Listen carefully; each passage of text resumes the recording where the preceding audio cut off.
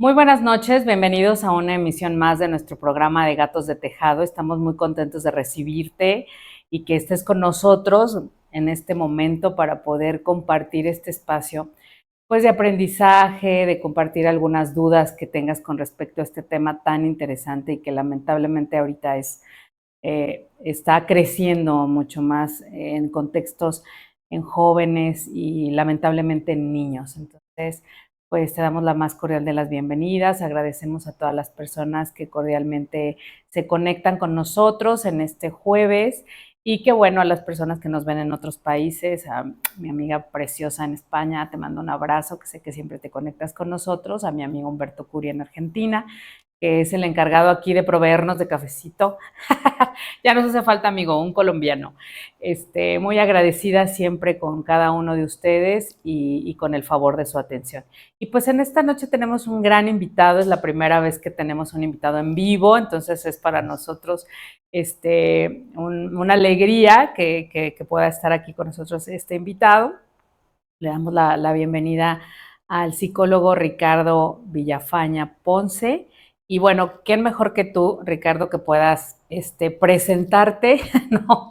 Sobre todos tus generales, a qué te dedicas, cuál es tu enfoque terapéutico, cuáles son esas cosas que te han apasionado desde la parte de la psicología y el enfoque de terapia que tú tienes. Y bueno, el día de hoy el tema que tenemos es las adicciones. Entonces, por favor, bienvenido, Ricardo. Es un gusto tenerte aquí con nosotros. Y bueno, si quieres presentarte, adelante, está aquí nuestra audiencia. Sí, muchas gracias, Ángela. Gracias por invitarme, gracias por tu hospitalidad, gracias por tu apoyo. Yo soy Ricardo Villafaña, soy psicólogo, soy egresado de la Facultad de Psicología de la Universidad de Guanajuato en el año de 1998. Ay, no digas el año, Ricardo.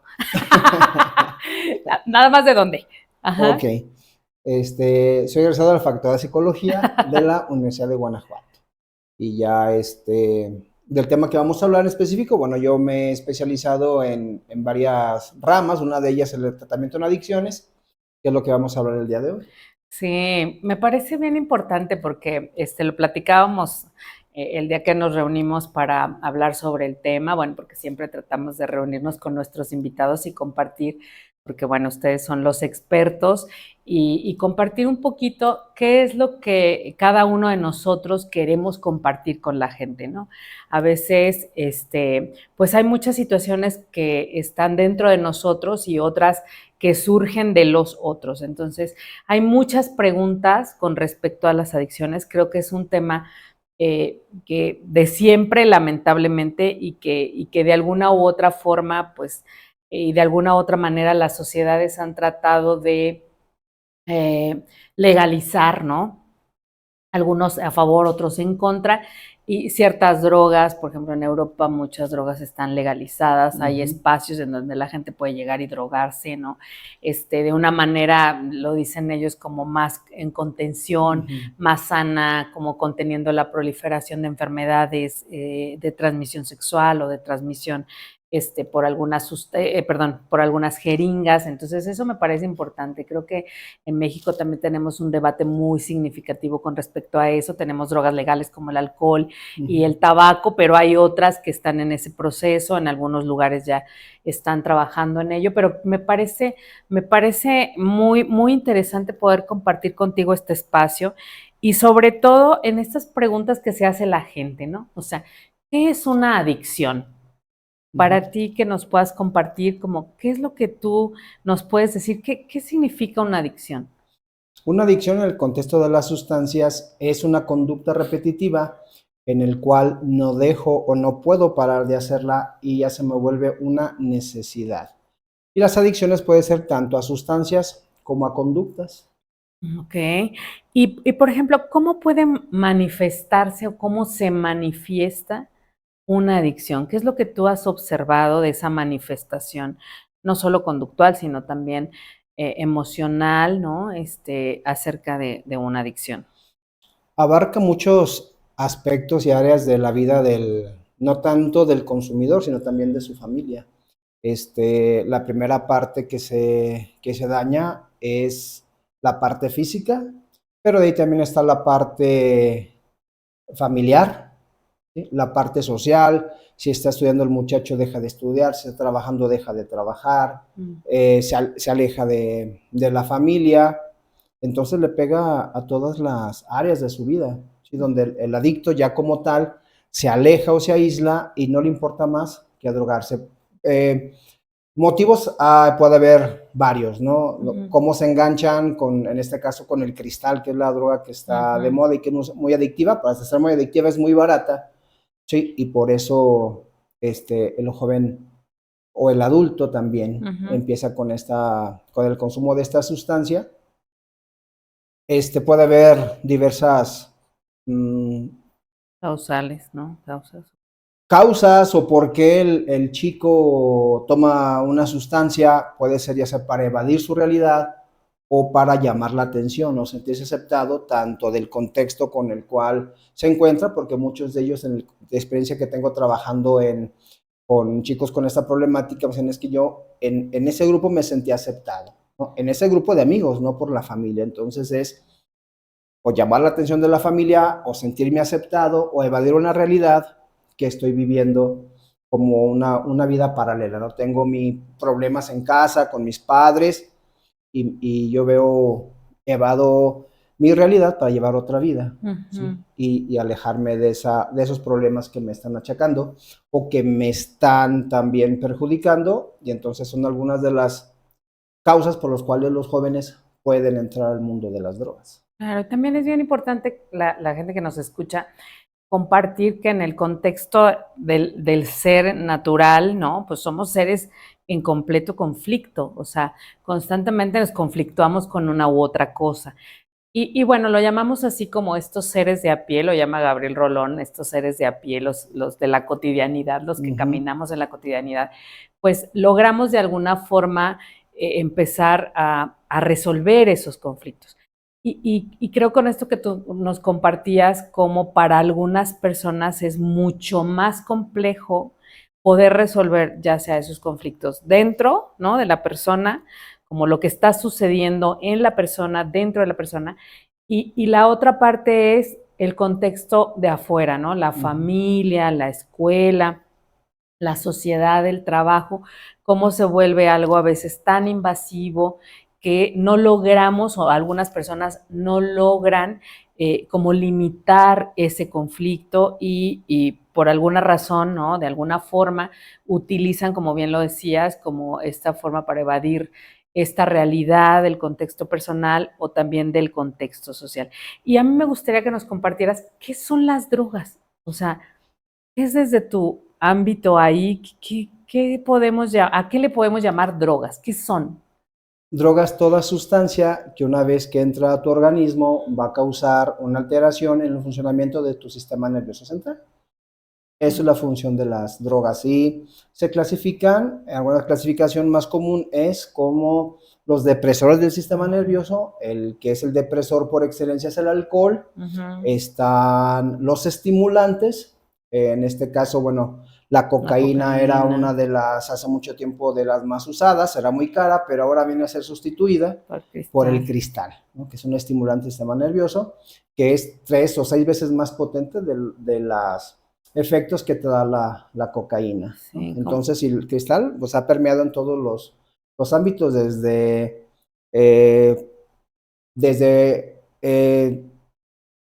estratos sociales muy altos hasta estrato social más bajo, ha permeado en todas, ¿no? Y están también los alucinógenos, ¿no? Que los alucinógenos son, pues, el peyote, el LSD, algunos hongos, ¿no? Entonces las drogas se clasifican.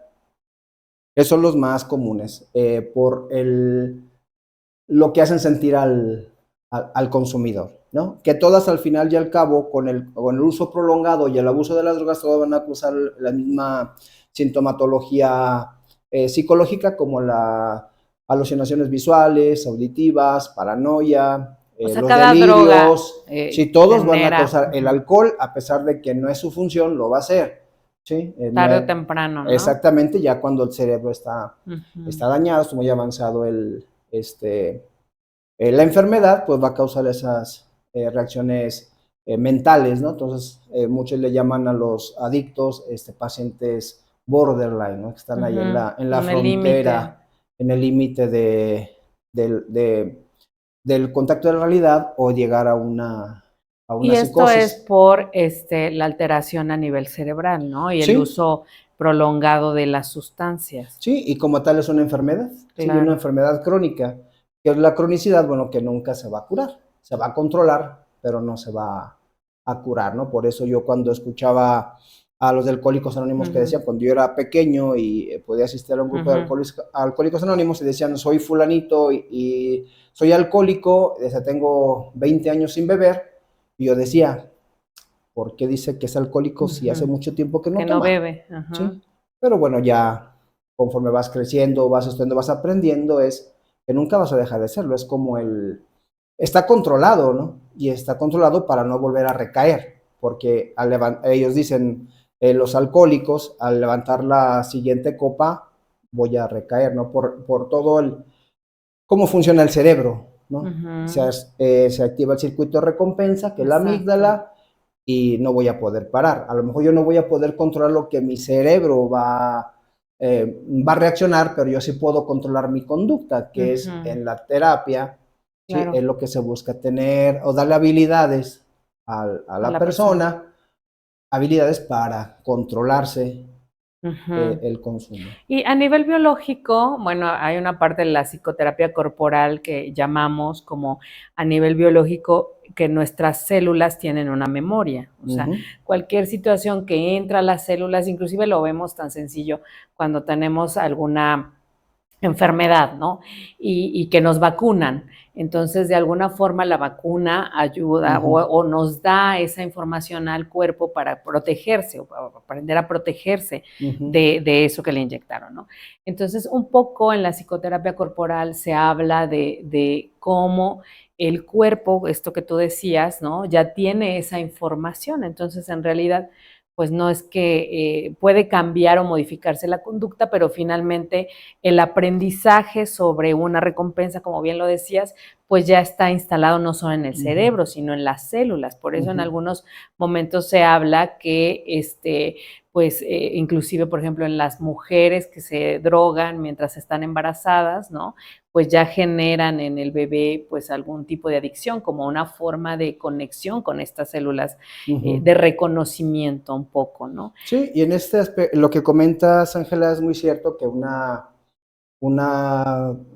adicta que está en el consumo activo cuando está embarazada, está drogando al niño, y muchas veces el niño cuando nace con el síndrome de abstinencia. O sea, cuando ya nace el niño y no tiene la sustancia que estaba pasando por el cordón umbilical, le da el síndrome de abstinencia, aparte de las malformaciones que pueda traer o el daño neuronal que pueda traer el niño, ¿no? Inclusive el consumir tabaco, ¿no? Yo a veces escuchaba mujeres que decían, ay, pues una cervecita porque estoy embarazada, ¿no? Pero finalmente pues también tiene una conexión ahí con el cuerpo. Ahorita me surgía una duda, como cuáles son estas diferencias que existen entre los depresores y los alucinógenos y las drogas que activan, o sea, ¿cuáles son esas diferencias, Ricardo? Es el funcionamiento que hacen en el cerebro. Todas engañan al cerebro para hacerlo de lo que uno siente, ¿no? Por ejemplo, la marihuana, que su componente activo es el tetrahidrocannabinol, el THC, no el CBD. El CBD es un extracto de la hoja de cannabis, pero que no es adictiva. Pero el THC, según algunos estudios, el THC no es soluble al agua. Eso es que se va a quedar en las partículas de THC en los pulmones. Eso puede causar a la larga algún tipo de enfermedad pulmonar, algún tipo de cáncer. Pero entonces, esa es la función de cada una de las drogas, ¿no? Por ejemplo, el depresor, ¿no? O sea, ¿por qué se llama depresor? Bueno, el número uno es el alcohol, y otro puede ser la marihuana, aunque la marihuana muchos lo ponen también en la parte de los alucinógenos, pero son depresores. ¿Por qué? Porque van bajando las funciones, ¿no? Por ejemplo, conforme vamos bebiendo, bueno, ya no puedo hablar bien, ya no puedo caminar bien, como yo digo, es como que van apagando circuitos en el cerebro que te va alentando, y por eso es depresor, ¿no? O sea, bajan todas mis funciones hasta llegar el que bebe de muchísimo, pues ya terminar dormido, ¿no? Ujú. Y va apagando funciones a nivel cerebral y que van pasando también o dejan de pasar a nivel de la columna, por eso sería escuchaba o leía que en el alcohol, lo que es el etanol, pudiera bien ser usado como eh, anestesia por lo que provoca, ¿no? O sea, cuando el que está alcoholizado, pues se puede pelear, se puede caer y no le va a doler hasta el siguiente día, cuando pasa el efecto, ¿sí? Pues va a sentir el dolor, pero son depresores del sistema nervioso.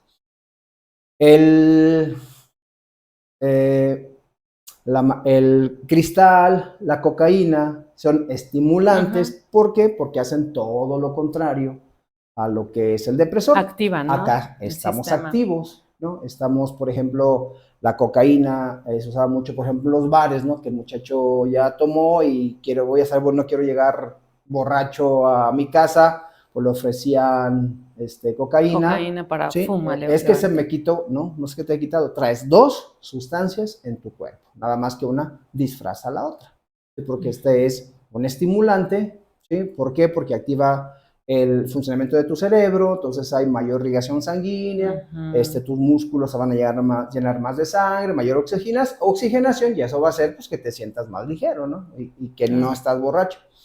El cristal, pues es todavía más potente que la cocaína, porque te va a quitar el hambre, te va a quitar el sueño. Va a inhibir, ¿no? Como o sea, de alguna forma inhibe las funciones naturales del cuerpo, sí, pues. engaña. De supervivencia, sobre todo. Engaña al cerebro, por el cual libera una gran cantidad de dopamina. ¿Sí? Entonces la célula receptora, la recibe, pero en la recaptación, la neurona que la liberó cierra las dendritas, no lo deja que haya esa recaptación, y entonces vamos a decir que entra al 100%, y lo que causa en el cerebro esa la falta de hambre, de sueño. Muchas veces que yo lo probé porque trabajaba de noche o trabajaba en la fábrica y me dijeron que con esto iba a rendir. Y sí, o sea, sí es cierto, o sea, sí, esa es la primera función de la droga. O sea, sí lo hizo rendir, sí lo hizo ganar más, sí pasó la noche en vela, sí ganó más, produjo más, sí. Pero ya luego no es el consumir porque voy a ganar, sino porque ya lo estoy necesitando. Oye, ¿y los pericos, esos dónde entran? Porque bueno, es algo que usan o usaban, no sé si todavía, los camioneros, la gente que manejaba de noche, la gente que tenía que estar como alerta, ¿entran dentro de la parte de los estimulantes? Son las Enlist, Enlist y son de color verde, por eso se llaman pericos. Estas Enlist en su forma original son para el control de peso. Entonces, ¿para qué lo usan los traileros? Pues para no comer. ¿Sí? O sea, no para no dormir. O sea, no voy a dormir, no voy a comer. ¿Por qué? Porque como son trayectos largos y siempre me ha tocado atender a algunos pacientes traileros con el problema de este consumo, es que tengo que salir de mi destino y llegar a tal hora porque ya me están esperando con la carga. Hay una producción mayor entonces de melatonina. No puedo parar, entonces no puedo parar, entonces eso me ayuda, las compro en las covachas, donde me dan la pastilla, ¿sí? Y eso, en su forma original o su uso original es para eso, como un inhibidor del hambre. Pero si no duermo y no como, eso va a traer las alucinaciones visuales y auditivas y la paranoia, porque me ha tocado escuchar de los mismos pacientes. Voy en la carretera y pienso que los que van a un lado me van siguiendo, la paranoia, me van a hacer algo y les digo, me he querido echarles el camión, pero no lo hice, vivo una familia, ¿no? Ya cuando me doy cuenta dije, qué bueno que no lo hice.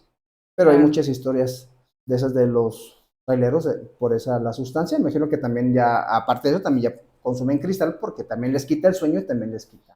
Y también en los 90 y los 2000 había un boom ahí del uso de la cocaína, justo porque la creencia era que mantenían las mujeres como la regulación del peso, ¿no? O te hacía justo eso, ¿no? No tener hambre, estar como todo el tiempo activo. Y se dio un consumo importante, sobre todo en mujeres, más o menos en ese tiempo. Y quisiera preguntarte algo. Fíjate que yo he escuchado mucho cuando muchos chavos dicen, ¿no? Y también adultos, el hecho de que los hongos, la marihuana, no son drogas. ¿No? O sea, mucha gente dice, no, no son drogas, yo lo uso para relajarme, ¿no? O sea, como un té, ¿no? De los 7 azares que nos daban las abuelitas. Sí. Ya se me olvidó otro té, que también es muy bueno para dormir. Sí, pero justo yo he escuchado mucho, ¿no? Que muchos jóvenes tienen esa creencia. Entonces, ¿quién mejor que tú, que eres el experto en eso, que nos puedas dar un amplio panorama sobre este mito? No sé si sea mito o realidad, ya tú nos dirás. No, sí, es una droga. ¿Por qué? Porque altera el funcionamiento de tu cerebro, ¿sí? Al yo, a partir de esa sustancia, relajarme, o sea, eso está alterando mi cerebro. Cuando yo puedo relajarme usando otros métodos que no usando la marihuana. Claro. ¿Sí? A ver, ¿quieres relajar? Pues haz respiraciones, vete a correr, haz ejercicio y cuando descanses te vas a relajar. ¿Sí? Entonces, como que eso lo usa como para justificar su consumo. ¿Sí? Y hay muchos mitos, ¿no? Hay muchos mitos acerca del consumo. Tú decías al inicio de que hay lugares donde se puede consumir, sí, donde en Estados Unidos es legalizada, o hay tiendas donde puedes comprar diferentes tipos de hierba, pero no deja de ser una droga. Ignoro si aquí en México existan. Y no va a dejar de causarte todos los daños físicos y claro, psicológicos que va a tener. Por ejemplo, la marihuana puede causar esquizofrenia, puede ser ya sea por el consumo de sustancia, ¿sí? Depende también de tu cerebro, porque bueno, todos los consumidores son diferentes. Yo veo muchachos que con el consumo del cristal, con 2 o 3 años del consumo, quedan enfermos mentales, y otros tienen 10 años y aún no les ha pasado, ¿no? Entonces... ¿Ya estaba activa esa parte y solo la droga lo reactiva, o es algo que produce la droga? Puede producirla, puede ser también que haya, según los estudios, hay alguna predisposición genética. Por ejemplo, si tuve a mi abuelo, mi bisabuelo, paternos o maternos, tuvieron alguna esquizofrenia, vengo con cierta predeterminación, ¿sí? Y con el consumo de alguna sustancia puede detonar la enfermedad. Había una autora que leí hace mucho tiempo, Heidi Frembinger, que tiene un libro que se llama El telescopaje, un poco un enfoque muy psicoanalítico, y habla de esto que tú mencionas. Me parece muy importante compartirlo, ¿no? Como el hecho de que en las generaciones pasadas, cuando algo sucede, hay un activador, ¿no? Que ella llama el no yo. O sea, como la estructura del yo como personalidad en la construcción de nuestras propias experiencias, pero también existe esta experiencia del no yo, cuando la identificación se da hacia estas generaciones, ¿no? Por eso ella lo llama el telescopaje, cómo es que a través de estas generaciones se van también compartiendo como estos no yos, ¿no? Como esta desestructura inclusive de la propia personalidad, ¿no? Que de alguna forma se queda la persona en una personalidad muy infantilizada, y en este no yo pues están los padres introyectados, ¿no? Entonces, si el padre es alcohólico, si la madre es adicta, pues entonces se introyecta hacia el sí mismo, ¿no? Hacia ese no yo que forma parte de este proceso dependiente. Y me parece muy importante esto que mencionas, porque mucha gente tiene esa idea, ¿no? Inclusive ahora, yo no sé mucho sobre esto, bueno, más bien nada, pero por ahí leí, estuve viendo algunos videos con respecto a que ahora en el proceso terapéutico se utilizan drogas, lo llaman ahora la psicodelia, ¿no?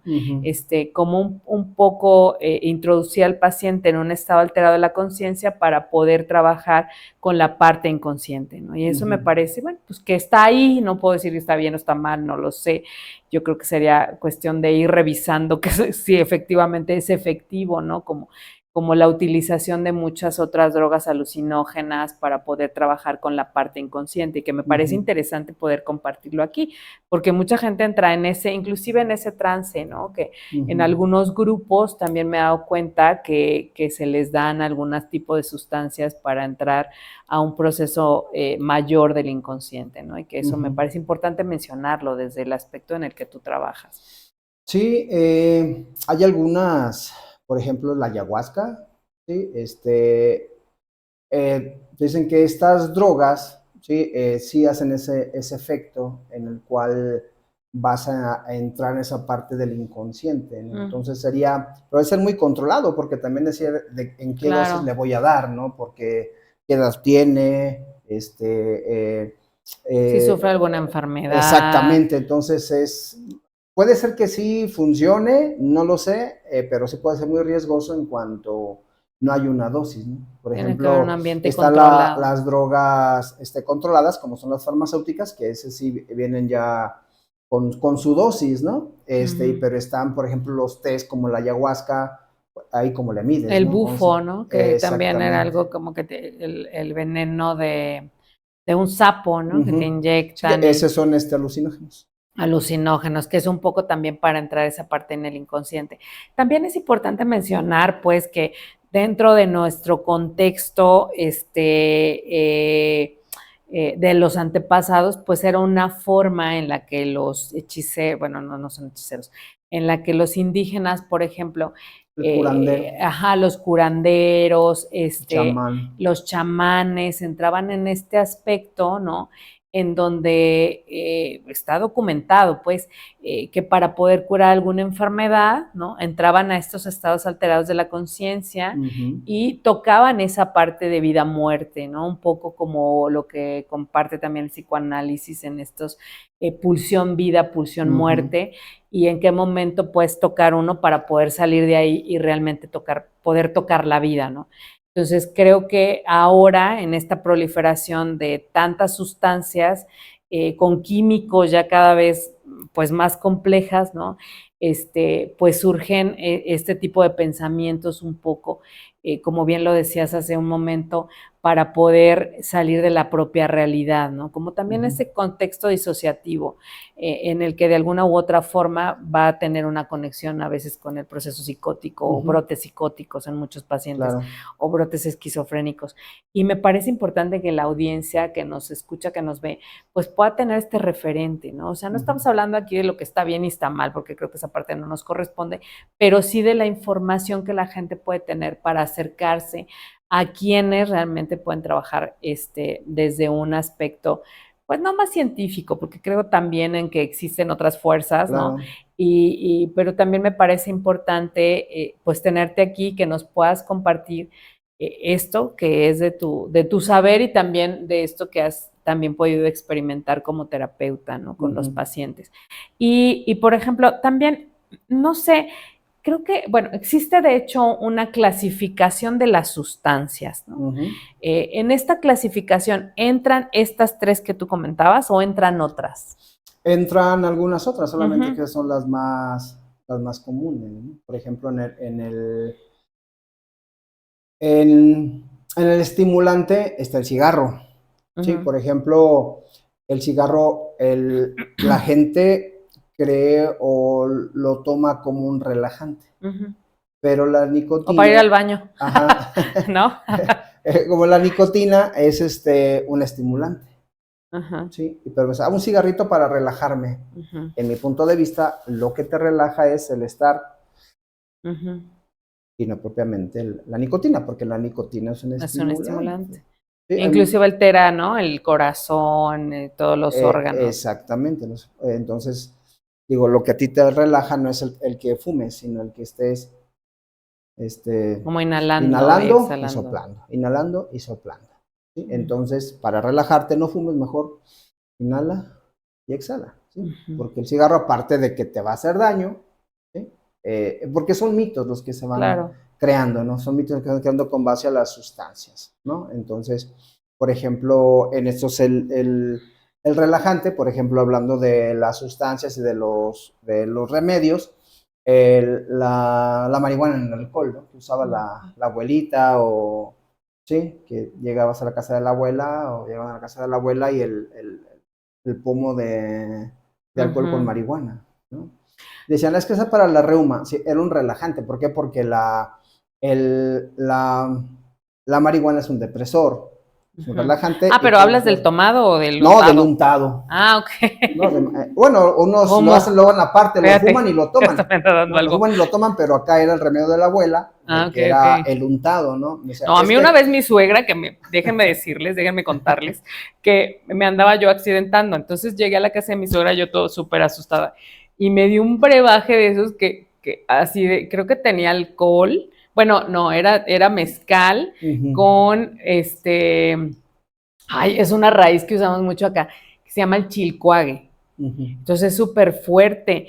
Y me dio así un caballito así de gilo, me dijo, tienes que tomártelo. Claro que sí, me relajé. por el Pero, mezcal. exacto. No, por la cosa esa también. Por las dos. Por la raíz, ¿no? Y la verdad sí Bueno, me sentía muy relajada, pero pensé, ¿no? O sea, imaginemos como en este contexto en donde existe una persona que constantemente se siente en este estado de estrés, ¿no? Y que llega a su casa y que diario se echa un caballito. Digo, yo ese día me lo eché muy feliz, ¿no? O sea, porque aparte me lo dio mi suegra, que en paz descanse, que quise mucho. Y pero pues era un remedio que se daba. O sea, te asustaste, ¿no? Échate un tequilauer o un mezcal para poderte relajar. Y claro que te relajas. Pero finalmente también pensé, bueno, ¿dónde está ese otro lado de poder elaborar mi miedo a confrontarme con la muerte, ¿no? O sea, y eso es importante a veces, como el hecho de que cada persona huimos de este dolor. Entonces, a veces esa parte de consumir algún tipo de sustancias, creemos que nos aleja de ese dolor, pero creo que en algunos momentos podemos generar más dolor, ¿no? No solo en nosotros mismos porque estamos evadiendo, sino también, por ejemplo, en los hijos, ¿no? Hay muchas frases que dicen los papás que yo he escuchado también en el proceso terapéutico, ¿no? Que dicen, no, pues yo tomo, pero yo no le hago daño a nadie, ¿no? O sea, yo tomo solo, tomo en mi casa, pero bueno, finalmente hay alguien que te está viendo, imagínate a la pareja que está contigo y que en vez de poder charlar de algo, pues no puede hacerlo porque ya estás en un estado alterado de la conciencia. Recuerdo que en algún momento que participé en algunos trabajos con los centros de rehabilitación, hablaban de que en el alcohol, por ejemplo, hay dos emociones que están ahí, ¿no? Como el alcohólico melancólico, ¿no? Un poco, no sé si tú hayas escuchado hablar de eso, y el alcohólico que es el alcohólico agresivo, ¿no? Entonces, en el melancólico, pues entra todo estas personas, hombres, mujeres, quien sea, que están constantemente así de te quiero mucho y, y eres el mejor papá del mundo, eres la mejor esposa, y que también está ese otro, ¿no? Ese otro alcohólico, que es el que se anda bronqueando con todo el mundo, que es el alcohólico desde la rama de la agresión, ¿no? Que así de qué me ves y por qué me apujaste, y que agarra bronca en cuanto encuentra, ¿no? Entonces, pues también es importante que la gente pueda identificarse, ¿no? También ahí como identificar, por ejemplo, a mí me gustaría que nos compartieras cuáles pueden ser esos signos que están ahí, esos síntomas, esas conductas que pueden estar presentando las personas, adolescentes, inclusive lamentablemente niños y adultos, cuando están consumiendo algún tipo de droga. Es diferente el que consume un alucinógeno, es diferente el que consume un depresor, o sea, son conductas diferentes que nos puedas compartir. Sí, por el efecto que hacen. Por ejemplo, tú hablabas del alcohol y el alcohólico, el melancólico y el que es el agresivo o el que dicen el mala copa. ¿Por qué? Porque el alcohol es un desinhibidor, aparte de lo que hace a nivel neuronal cerebral, es también en la parte conductual, es un desinhibidor. Y entonces puedes ver una persona que es muy tranquila, pero ya con unas copas es el que anda trepado en la mesa que más aplauda. Puede tener salir varias conductas, ¿no? Ya sea muy agresivo, muy melancólico, o alguna otra conducta por ese mismo Sí, estado alterado de la conciencia. nos referimos a la melancolía no desde el aspecto clínico del melancólico clínico, sino como del melancólico, hablando de la conducta, ¿no? Como de lo común, del lenguaje común. Digo, porque también nos ven terapeutas y van a decir, Ángela, eso no tiene que ver con la melancolía. Sí, tienes razón. Pero hablamos como del melancólico en el aspecto más social, ¿no? Como del término más coloquial.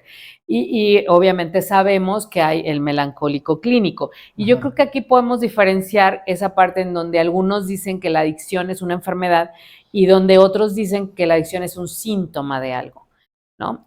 No sé si nos alcance la vida o el programa para poder compartir esta diferencia, pero creo que también es importante mencionarla. Creo que, ¿no?, el síntoma de algo es el consumo. A lo mejor no la enfermedad. La enfermedad se dio por el uso, el abuso y ya la dependencia de la sustancia, ¿no? Entonces, lo decíamos al inicio, ¿no? Entonces, el consumo es síntoma de algo. Por ejemplo, dices tú, a ver, yo en el tiempo que tengo trabajando con los chicos en rehabilitación, entonces, escuchándolos, pues es que yo empecé a drogarme a los 9 años.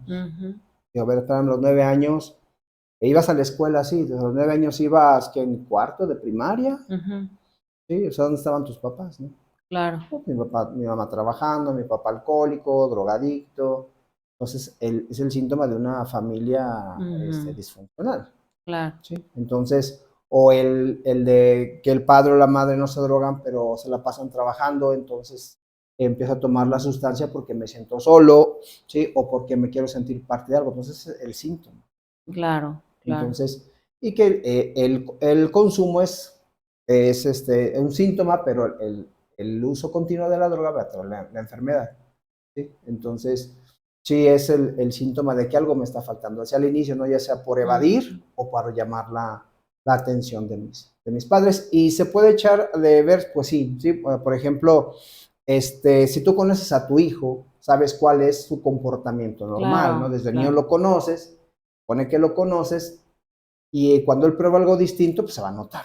Y a ver, ya ella llegó, ya duerme mucho, llega con los ojos rojos, ya está más rebelde de lo normal, o ya, ya se aísla, o viene más activo, no come, no duerme, ¿sí? Entonces sí puedes ver cuando tu hijo ya está empezando a tomar alguna sustancia, porque su comportamiento obviamente que va a cambiar. Sí, hay una película que yo vi que se llama así, Adicción, y que habla de una chica, ¿no? Que vivía situaciones pues muy complejas a nivel familiar y de repente se lastima una pierna. Entonces se lastima la pierna y empieza a darse cuenta que el medicamento que le da el doctor le calma el dolor, pero también calma su ansiedad. Entonces empieza cada vez a consumir mayor cantidad de sustancia. No la acabé de ver, me quedé como a la mitad, pero me pareció un reflejo muy importante, muy interesante sobre no solo de los adolescentes o los niños que inician un consumo, sino también considero que aquí entran los adultos mayores, ¿no? O entramos, ¿no? Los adultos mayores. En el momento en el que recuerdo alguna vez que hablé con una terapeuta gerontológica y me decía, es que si tú supieras la cantidad de medicamentos que toma un adulto mayor, o sea, es sorprendente. Y puedo llamarlo adicción, ¿no? O sea, que le duele una pierna que se toma el no sé qué, que le duele la cabeza y que ya le parpadeó un ojo y ya se tomó un relajante. Y que así, ¿no? Entonces, es una cantidad de medicamentos, algunos porque obviamente no estamos diciendo que dejen de tomar si tienen alguna enfermedad crónica, solo hablamos de cuando hay, cuando ya sobrepasó, ¿no? Como esa parte. ¿Te ha tocado atender adultos mayores, adictos? ¿Y cuáles son algunas de estas, inclusive de estos ejemplos que nos pudieras dar con respecto a cómo detectar si un adulto mayor también está teniendo un tipo de adicción, inclusive a los medicamentos, ¿no? Por eso hice la referencia a esta chica, porque me pareció muy interesante, ¿no? Y que aparte le pedía ya medicamentos al médico para poderle dar a sus amigos, ¿no? Porque decía, Ujú. es que yo me siento muy relajada. Y entonces los amigos también le pedían ese tipo de Sí, empieza a medicamentos. correr el clonazepam, Ajá, mejorarse el clonazepam. exacto. Entonces empieza, y bueno, también me parece interesante porque en los adultos mayores también está esta parte de qué consumen, ¿no? Inclusive los ungüentos y Ujú, los proteínicos y como ujú. toda esta serie de cosas que están ahí en el mercado y creo que ahora, ¿no? Se proliferan Ujú. con mayor facilidad.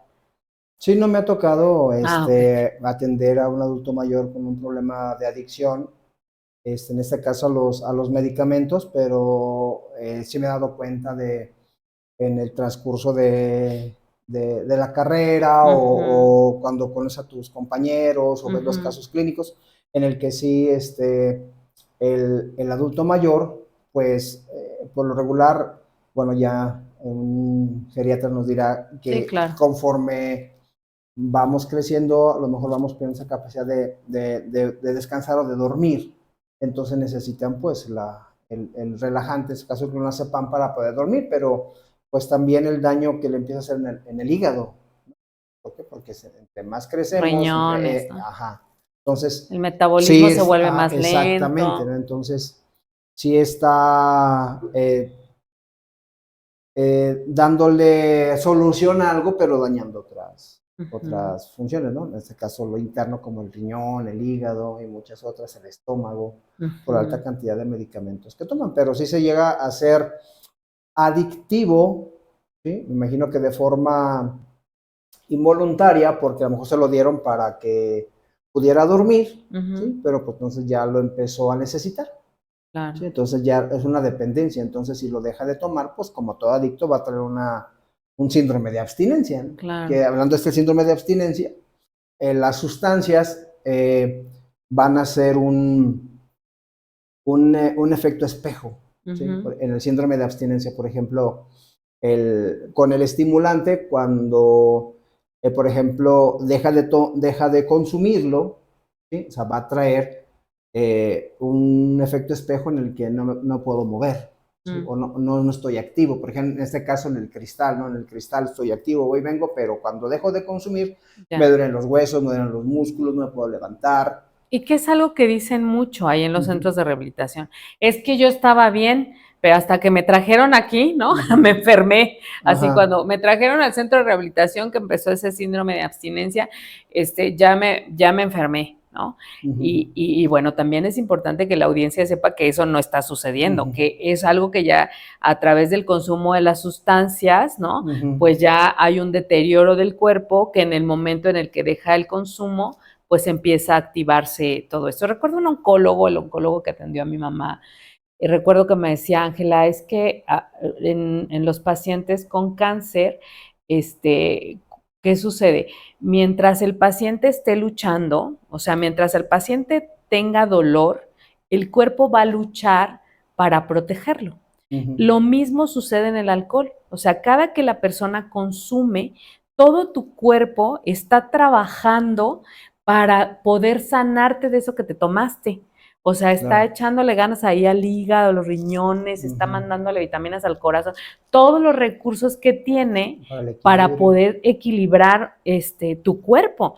Pero en el momento, me dijo algo muy interesante, en el momento en el que se le brinde a las personas con cáncer, el medicamento que les da la posibilidad como de no sentir dolor, pues todos los virus, todas las bacterias van a atacar al cuerpo.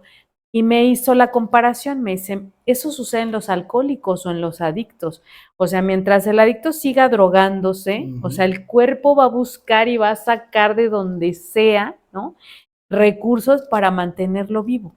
Pero en el momento en el que deje de consumir, entonces el cuerpo ya no va a defenderse. ujú. Ajá, entonces empieza este síndrome de abstinencia, por eso mucha gente, no sé si estoy en lo correcto, ¿no? Ya tú me dirás.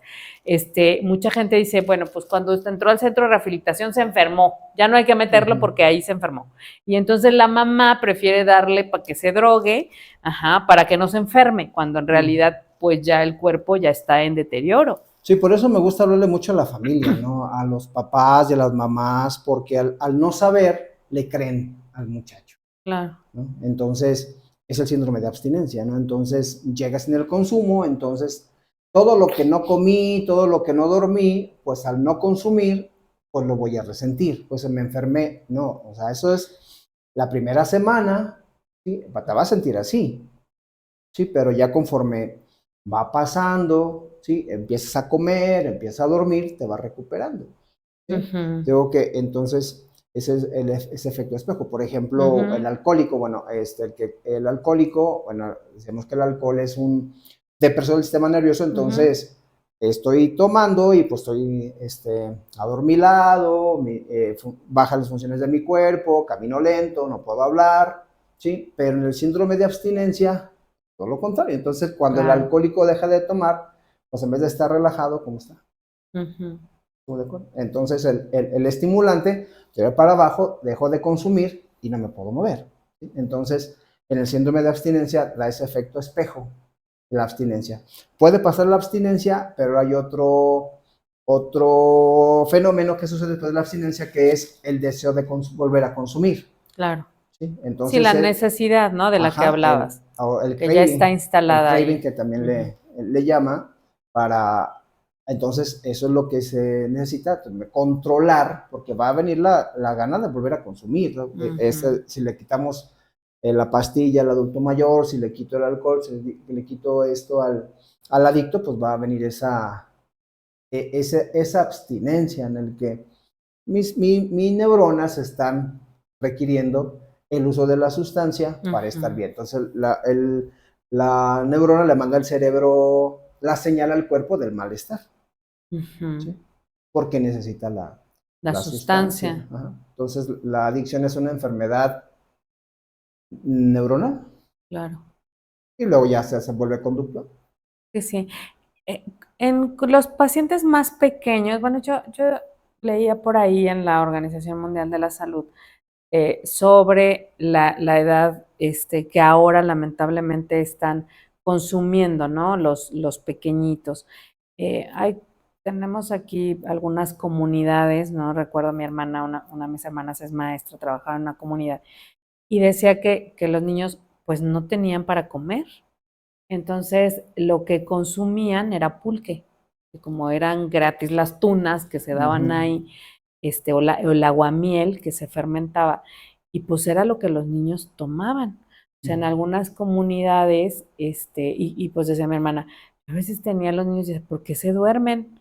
Pues porque es lo único que habían consumido. Ujú. Entonces hablamos de situaciones muy complejas que no solamente tienen que ver con la pobreza, ¿no? Lamentablemente que es una realidad en nuestro país, sino que también existe pues cada vez a más temprana edad el consumo. Ujú. En alguna comunidad que yo trabajé aquí muy cerca, este, recuerdo que los niños de 5 años Ujú. ya consumían la mona que le llaman aquí. Ujú. El solvente. Ajá, porque era una forma en la que inhibían el hambre. Ujú. Ajá, entonces ya los más chiquititos empezaban a pasarse, pues en vez de una tortilla, unos frijolitos, pues la mona. Entonces, me parece muy importante el hecho de poder compartir, y ya nos compartiste algunas de los signos, ¿no? Síntomas que pueden surgir, pero a lo mejor, como bien dices, hay muchos papás que llegan y dicen, pues mi hijo parece ser que está consumiendo, ¿no? Y cuando ya le preguntas al muchacho, dice, tengo 2 años consumiendo Ujú. marihuana, 2 años consumiendo cristal, y como bien lo dices, o sea, muchos papás ni en cuenta, justo por eso, porque no conocemos o no nos acercamos a nuestros hijos para saber qué es lo que está consumiendo. Hablamos obviamente de un contexto, a lo mejor de una sociedad media alta, ¿no? Pero también, pues creo que no podemos dejar de lado estas sociedades, en esta sociedad lamentablemente, donde existe esta parte de la pobreza extrema, donde también muchos de los maestros también son detectores de este tipo de situaciones y creo que a veces son los que tienen un contacto mucho más cercano con los chicos que a Ujú. veces sus propios padres. Yo creo que a veces muchos maestros ven más a los niños que los papás. Ujú.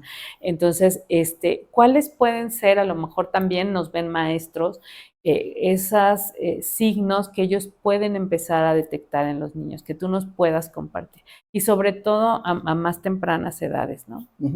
Bueno, en la escuela puede ser que empiecen a faltar. Número 2, que baje su rendimiento académico. Número 3, que tengan una conducta más agresiva o al contrario, ¿sí? O sea, sean más pasivos, ¿sí? Pero siempre se da, es un cambio muy repentino en la Muy conducta, radical, ¿no? sí. O También. sea, si el niño, dices, iba en primero, segundo, tercero, y a veces los conoces desde chiquitos en la primaria porque a lo mejor ya les diste en primero, en segundo, y llega a cuarto, dices tú, es muy diferente, ¿no?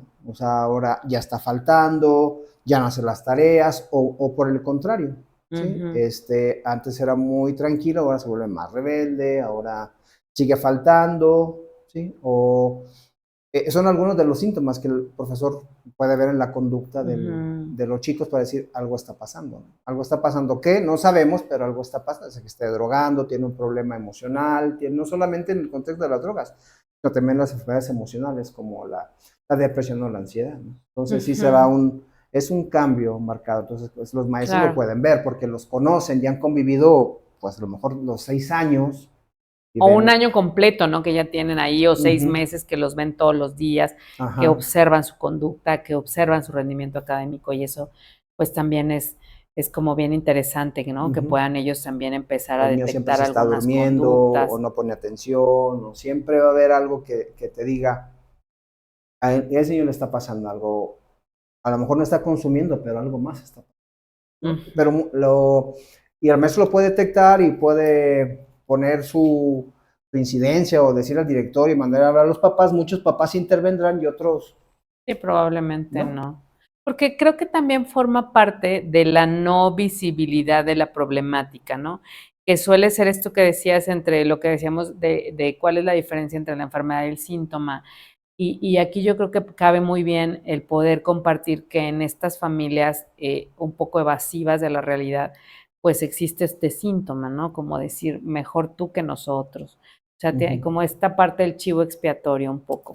Y también me gustaría muchísimo, ahorita se me viene a la cabeza, bueno, se me vienen miles de cosas, pero se me viene a la cabeza como el hecho de pensar, ¿qué está pasando con la adicción al celular? Ahora tenemos, o sea, niños de 5 años que ya tienen un celular, ¿no? El iPhone, que nunca lo tendré, porque no pienso invertir en eso, al menos que alguien me lo regale. Pero es como, o sea, hay niños de 5 años que ya tienen el iPhone 45, ¿no? No, ¿en qué número van, Alex?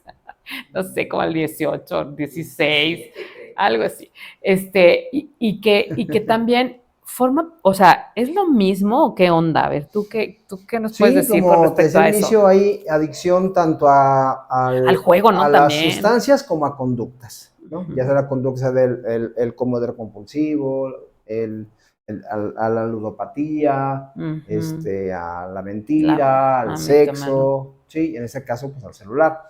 En todas las, según estudios neurológicos, en todas las adicciones, el cerebro trabaja igual. La liberación de dopamina, que es lo que me hace sentir placer, ¿sí? Como Y una eso recompensa de una exactamente, necesidad. entonces, al agarrar el celular, pues siento placer, ¿no? Y se va generando una necesidad.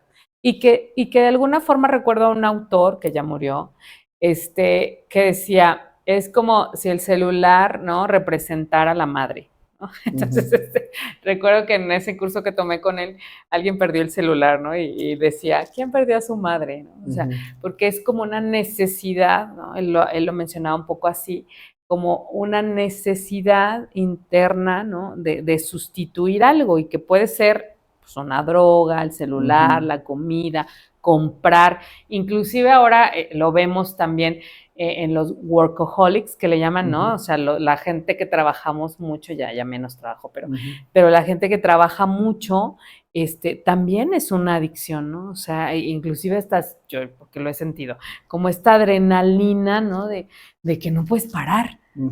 Al trabajo, al ejercicio. Exacto, al Y ejercicio. el cerebro opera de la misma manera, ¿no? Por ejemplo, el comedor compulsivo, al llevarme claro. el La bocado a la comida. boca, ya estoy sintiendo placer, ¿no? Ujú, Entonces el circuito de recompensa, entonces ya no puedo parar, ¿no? ujú. Entonces Hay un así es. goce, ¿no? Dicen los psicoanalistas. Ajá, Hay un goce exactamente. ahí autodestructivo Ajá, claro. que le permite a la persona como generar de alguna forma, como en el engañe al cerebro, de una cierta estabilidad, Ujú, un poco así, ¿no? así es. Y bueno, también decirles a muchos adultos que el consumo de las pastillitas azules, ¿no? Y que ahora ya no son azules, son negras, algunas, también forma parte de una adicción, ¿no? Y que puede generar a la larga problemas muy significativos en el corazón, Claro, sí, ¿no? porque es oye, me dijeron Un que es un estimulante, un estimulante, ¿no? estimulante. Y entonces hace mayor irrigación sanguínea, Ujú. ¿sí? Entonces llega El corazón tiene que bombear con ajá, mayor más fuerza. sangre a las zonas íntimas y por eso da un mayor rendimiento, ¿no? O sea, igual que Ujú. el cristal también hace eso. Sí, sí, porque luego me decía alguien, no, eso no es una adicción. Y yo, claro que sí, porque ya cuando Ujú, rebasamos como lo que llamamos la normalidad, ¿no? O ujú, sea, si te dijeron 2 pastillas, pues 2 pastillas te ujú, puedes tomar, no te puedes tomar 4. ujú. Sí, ¿no? Estaría llegando al abuso y del abuso Exacto. vendría una adicción. Una adicción, ahí ya estamos tocando como esa parte de la adicción. Y que también forma parte de todo esto, bueno, hablamos ya también de los niños, de los adolescentes, me parece un ámbito muy importante y significativo. A lo mejor los niños aún se tiene un aspecto mucho más controlado, ¿no? Ujú. Que a lo mejor los adolescentes. Tú desde tu experiencia, ¿cómo observas esta conducta que los adolescentes generan cuando están consumiendo? O sea, ¿cuáles han sido estas experiencias que tú has tenido con respecto a lo que emocionalmente les pasa? Digo, entendemos perfecto que cada persona pues es un ser diferente, pero también yo creo que podemos hablar en algún momento de lo que sucede en la generalidad social de los adolescentes, por Ujú. ejemplo, ahora, ¿no? Que decía Byung-Chul Han, que es un filósofo norcoreano, y hablaba de la sociedad del cansancio, habla de la sociedad, tiene un libro maravilloso, léanlo, de la sociedad del cansancio, y hablaba justo como de todo esto que sale de completo control, ¿no? O sea, de vivir en una sociedad que nos tocó a ti y a mí, porque somos casi de la misma Ujú. camada, por ahí, de la sociedad del control, como de muchos límites, fuimos a lo mejor niños o adolescentes que vivimos con muchos límites. Límites nos referimos a la mirada matadora de la madre, ¿no? A la chancla voladora, como a estos límites. No, ¿no? Y era un no rotundo. Y a esta proliferación de nuestra sociedad actual en donde estamos escasos de límites. O Ujú. sea, y a veces no es porque los padres no quieran ponerlo, sino no hay tiempo, los padres no están. O sea, tenemos papá y mamá que tienen que trabajar para poderles brindar el medio comer a los hijos, medio estudiar, medio todo, estamos en la sociedad de la mitad, pero creo que también eso es importante, ¿no? Que a lo mejor tú nos puedas compartir desde tu experiencia, ¿qué es lo que tú has observado con respecto al aspecto de los adolescentes? Como tú bien lo decías, en los límites al niño desde muy pequeño se le da una estructura. Debe estar estructurado para, en su personalidad, en estructura en su vida, para que más adelante, pues, pueda funcionar. Eh, el problema muchas veces con las familias, como tú lo comentabas, una falta de estructura, ¿no? Donde no hay límites. Ujú, Por ejemplo, acá, donde le das el celular al niño desde los 5 años, a lo mejor no es la mamá, es una sustitución ujú.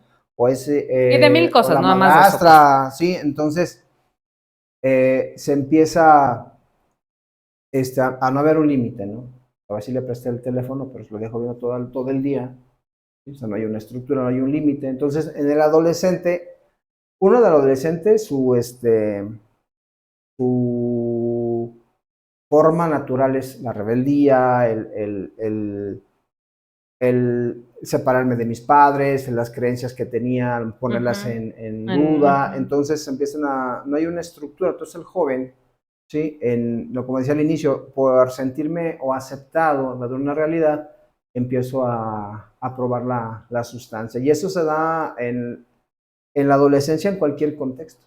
Claro. En cualquier contexto, sea una clase alta, una clase baja, ¿sí? Entonces, en todos los aspectos va a permear el consumo de sustancias, pero sí la falta de una estructura en adolescente, ¿sí? Puede traer o el consumo de sustancias o enfermedades mentales o problemas emocionales como la depresión o la ansiedad. Que ahora creo que hay una mayor cantidad clínicamente comprobada, ¿no? De adolescentes, que a lo mejor eso se daba ya más en, no sé, adolescentes más de 18 años, pero ahora ya estamos viendo situaciones muy significativas de ansiedad en niños cada vez más pequeños. ¿A qué crees que se deba eso? ¿A qué consideras tú, como desde tu punto muy personal? Pues digo, entiendo que somos de alguna forma profesionistas, pero también creo que, bueno, podemos tener como esta opinión personal. ¿Qué opinión te merece?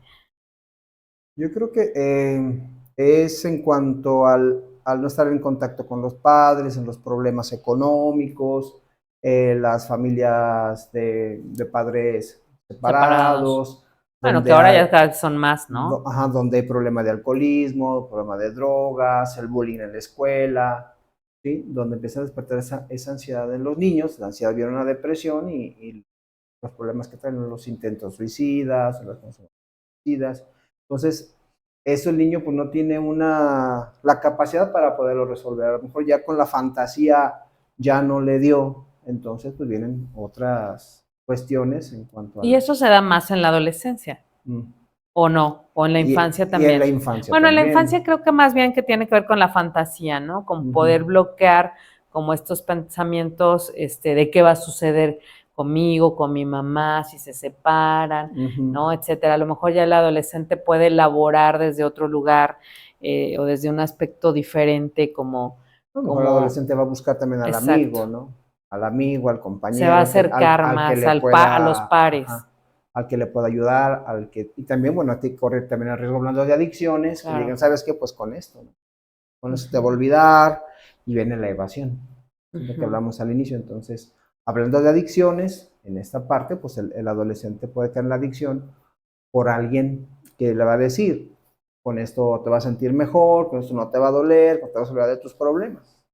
Sí. Oye, y por ejemplo, ahorita recuerdo alguna situación en donde llegó un adolescente y me dijo, es que mi amigo, mi mejor amigo, me acaba de compartir que pues está drogando. Entonces, ¿qué es lo que tú sugerirías ante una situación como esa? O sea, porque a veces no es el que está consumiendo, sino es alguien del entorno, a veces es la tía, bueno, en este caso el amigo. Pero a mí me gustaría que a lo mejor con la audiencia que nos escucha, porque también por ahí nos escuchan algunos adolescentes, ¿no? ¿Qué es lo que ellos pueden hacer? ¿Cuál es el siguiente paso? Ya lo dijo y luego qué. Pues es buscar la ayuda, ¿no? También que él ¿Dónde quiera hacerlo. consideras que es el espacio adecuado para encontrar esa ayuda necesaria? Número uno, en la familia. En la familia donde el padre y la madre tienen que hacer lo que el niño necesita, que es llevarlo a la atención, ¿no? A los centros de atención psicológica, sí, pero también la familia como sistema, ¿no? Porque todo se va a desestructurar. Si tú no sabes que tu hijo se droga, al darte cuenta que se droga, pues el trancazo como papá que te llevas. Claro. Y más si en tu contexto no hay consumo de drogas, ¿no? Porque también puede ser que tú decías al inicio, no se normaliza porque de una generación que todos fuman, que todos toman, y en mi familia es igual y pues lo ve muy normal.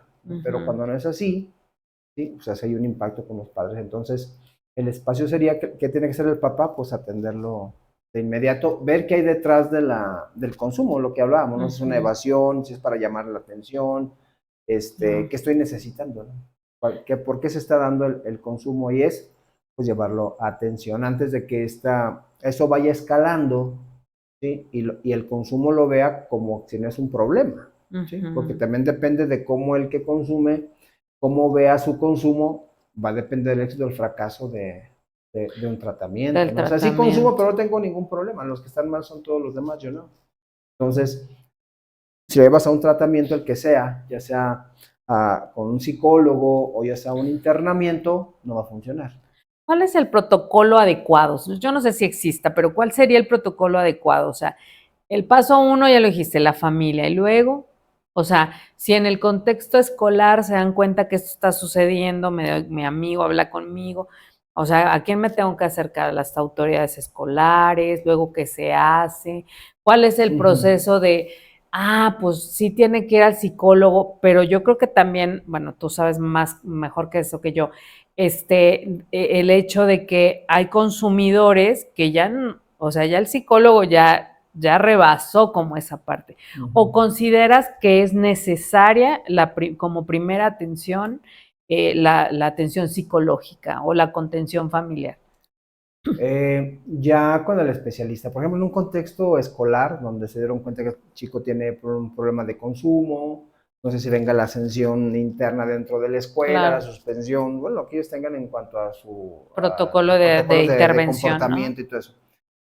Obviamente se tiene que hablar con los padres, obviamente que las escuelas lo van a decir, llévelo a atención psicológica, Ok. ¿sí? Y los padres tienen que Sí, que actuar acudir, en ¿no? Sobre todo. consecuencia, ¿no? Y sí lo hacen Sobre los todo si papás. son menores de edad. Ujú, A lo mejor ya en el contexto universitario pues es diferente ujú. el contexto protector y etcétera, pero en las escuelas me parece muy importante, sobre todo los maestros que nos escuchan, cómo pueden empezar a detectar, ¿no? En algunos alumnos alguna conducta que puede estar sobrepasando.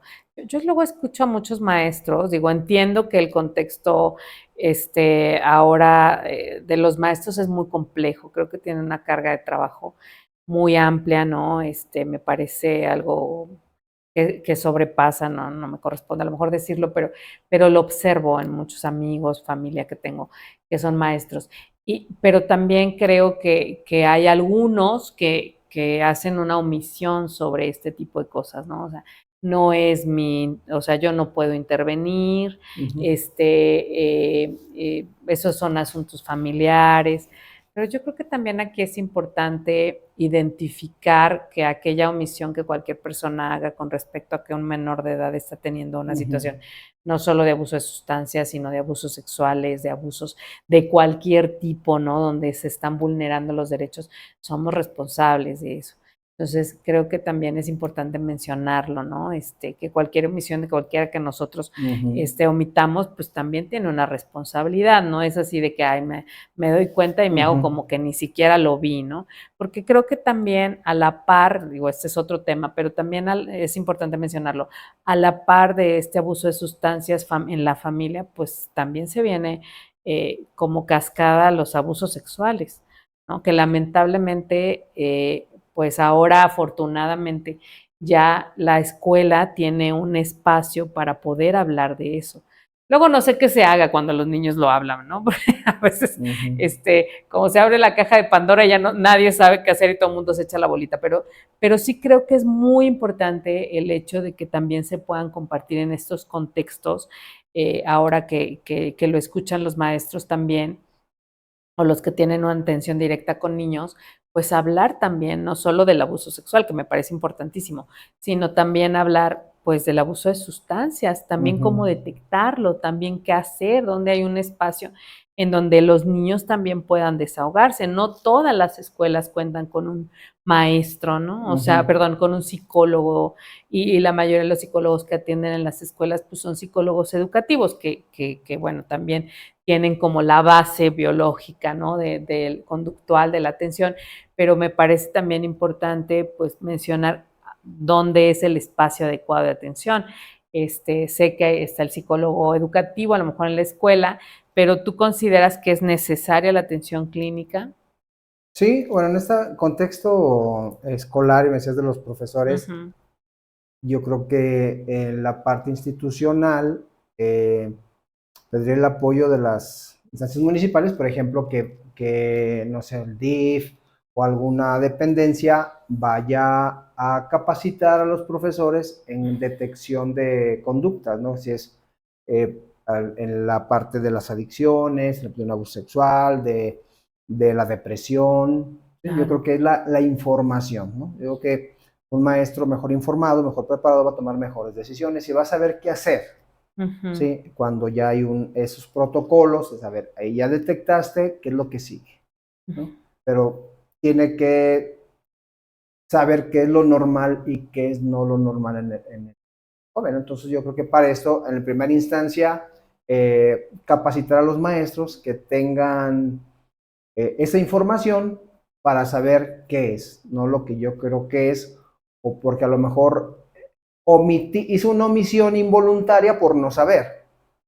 ¿Sí? Entonces, si el maestro está mayor capacitado, mayor informado, creo que van a poder actuar más. Entonces, la segunda instancia es, pues, el tratamiento especializado. Oye, Ricardo, algo que yo no te haya preguntado, que tú consideres que es importante, digo, porque tengo miles de cosas en mi cabeza, pero algo que tú consideras que es muy importante compartir con la audiencia, con la gente que nos escucha.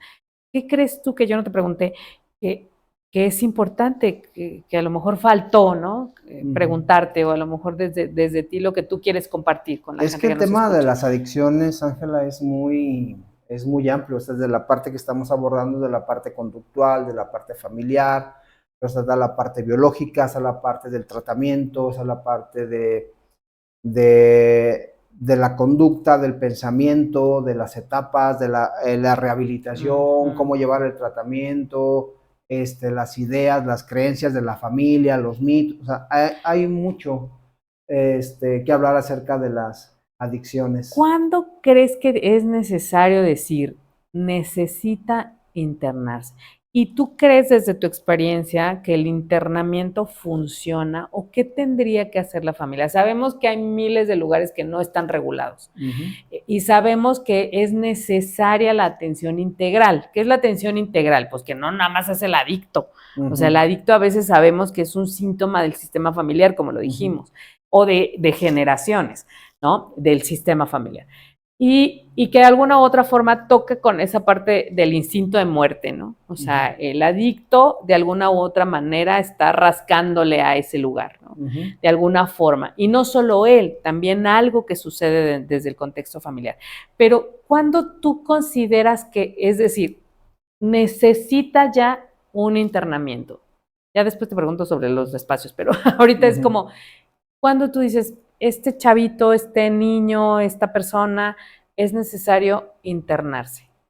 Cuando ya salió el control del consumo, ¿no? Donde ya ella no trabaja, ya vendió sus cosas, ya empezó a robar, ya tiene alucinaciones visuales, auditivas, ¿sí? O donde ya se salió de control su conducta, porque también la parte del consumo trae conductas delictivas y de seguridad, ¿no? Todo lo que vemos en el contexto, pues es por el consumo del cristal, ¿no? La venta, la distribución, el que luego el chico quiere andar vendiendo y todo ese tipo de cosas que dan a la seguridad de toda la comunidad, ¿no? Porque con el consumo se incrementa esa inseguridad en cualquier lugar. Entonces, cuando ya la familia ve que por más intentos que ha hecho y no ha podido, y la familia ya ha intentado, hablándole, platicando, dando oportunidades, apoyándole en lo que quiere y no ha podido, entonces ya sugiere un internamiento, que puede ser internamiento o puede ser también una terapia psicológica. O sea, lo que el adicto cree que le pueda funcionar. ¿Cuándo no va a funcionar el internamiento? Bueno, te decía yo, según en qué etapa está el adicto del cambio, ¿no? Claro. En qué etapa del cambio está. Si está en el consumo y está digo que en la luna de miel con la sustancia, pues no va a querer. Y aunque él esté mal, y aunque los demás veamos que está mal, pero si él no se ve, se percibe como que está mal en su consumo y ya se está perjudicando, los demás lo vemos, pero la familia dice, lo voy a internar. Pero ¿cómo va a llegar al internamiento? Va a llegar enojado. ¿Sí? Y entonces no va a funcionar, porque va a estar enojado. Entonces quiere salir para volver a consumir. ¿Sí? Pero si él llega de forma voluntaria, ¿sí? Porque ahí está en el manual de la consejería y está en la norma, lo que son cómo es el internamiento voluntario, el involuntario y los tipos de tratamiento, el residencial o el ambulatorio, ¿sí? O el externo. ¿Sí? Y eso va a depender obviamente de la gravedad de la situación del paciente. ¿Un poco o no? Sí, depende también, pues es que hay diferentes gravedades, ¿no? A nivel de lo grave que puede estar el muchacho, ¿no? Pero siempre, aquí se necesita que él acepte que tiene un problema, porque si no va a creer que está castigado, ¿no? Porque así se lo hacen decir, ¿no? Y yo les digo a los muchachos, es que tú actúas como castigado, o sea, debes darte cuenta que estás enfermo. Porque le dicen, y ahora vas, y ahora van a ser 6 meses, y ahora es 1 año, y entonces es como al niño, ¿no? Y ahora te le quito el celular, y ahora no te llevo, entonces... No te van a traer nada los reyes. Ajá, entonces actúa como castigado, sí, más que claro, como enfermo. Entonces yo le digo a tanto los padres de familia como a los de los internados con los que trabajo, o con los muchachos, o sea, es que actúas como castigado porque te dijeron que a la otra iban a ser 6 meses. Y también suele ser esa parte, la negación de la problemática, no solo de la persona, sino también del contexto de la familia, inclusive a veces del contexto social, ¿no? Yo recuerdo una situación donde los vecinos, o sea, para que dejara de fregar el muchacho le daban alcohol, así de, ten, pero aquí me cuidas mi casa, ¿no? O sea, como también como sociedad también tenemos esa permisividad, ¿no? O como, bueno, ahora ya legalmente no es posible, pero antes, aunque no era posible, pues muchas tiendas vendían alcohol a menores de edad, tabaco a menores de edad, no se diga drogas, ¿no? Pero creo que... En la ferretería, la palería, exacto, el solvente. El consumo, el solvente en menores de edad. Entonces, afortunadamente, bueno, creo que aún aquí en San Luis de la Paz, no sé si está ya regulado, hay un espacio de regulación de la venta, ¿no? Y de la edad, y etcétera, pero pues tendría que regularse en todos los espacios y en todos los contextos, pero creo que también eso es importante, ¿no? Que la sociedad, que como sociedad también necesitamos aportar, ¿no? O sea, hasta dónde decir a veces yo he escuchado como, pues déjelo, ¿no? Así como si se fuera a curar solo, ¿no? ¿En qué momento la familia puede decir hasta aquí? O sea, hay momentos en donde ya buscaron opciones, bla, bla, bla, y donde la persona no desea salir de ese contexto. ¿Hasta dónde puedes decir hasta aquí? ¿O no es, o eso no es posible? Por lo que a mí me ha tocado ver, más por el tiempo de experiencia que trabajando con varios centros de rehabilitación, como 10 años, viendo pues de forma en campo, viendo los comportamientos de la familia, quien sí va a decir ya no, va a ser la pareja, ¿sí? Porque ya tengo 5 meses separados, ya me dejaron, ¿por qué? Porque ya no trabajaba, ya no funcionaba como papá, ya no funcionaba como pareja, pues la familia, los hijos y la esposa se fueron. Donde se quedaron fue la casa de los padres, ¿sí? Y son los que no los dejan. 10 internamientos, 14 internamientos. ¿Quién son los que los internan? Padres, ¿Y crees los que es hermanos. necesario decir hasta aquí? O sea, ¿crees que en algún momento la familia puede decir hasta aquí? Como forma de límite, como forma de ponerle límite al consumidor. Porque entiendo pero dentro también de un contexto donde también la familia tiene que estar informada, ¿no? Decir, ¿sabes qué? Pues a ver cómo le haces. Hasta ahorita no me he encontrado muchos casos de eso. No, o sea, no, y creo que es muy complejo, ¿no? Sí, también. Porque la mamá es la última que va a dejar al paciente, ¿no? Porque el hermano ya dijo, ya después de 5 ya no te ayudo.